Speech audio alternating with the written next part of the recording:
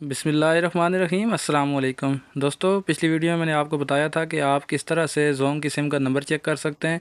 इस वीडियो में आपको बताऊंगा कि आप किस तरह से जोंग की सिम से एडवांस ले सकते हैं। ठीक है, काफ़ी दोस्तों को ये नहीं मालूम होता, तो उनकी आसानी के लिए मैंने ये वीडियो बनाई है कि आप किस तरह से जोंग की सिम पे एडवांस ले सकते हैं। 25 रुपये का एडवांस भी देते हैं, 30 का भी देते हैं और 75 रुपये का भी एडवांस देते हैं। तो उसके लिए जस्ट आपने सिर्फ एक ही कोड मिलाना है। 2025 में ये जो कोड है ये आप मिला के एडवांस आप वसूल कर सकते हैं। तो ये कोड मैं आपको यहाँ लिख के दिखा देता हूँ। ये कोड मिलाने के बाद अगला तरीका क्या है वो भी मैं आपको दिखा देता हूँ।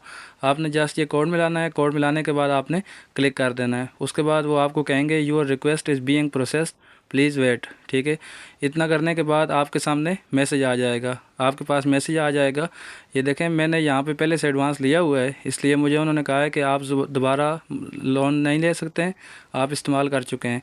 तो आप *911# मिलाएंगे तो इस तरीके से आप जोंग की सिम पर लोन ले सकते हैं। 3 दफ़ा आप लोन ले सकते हैं।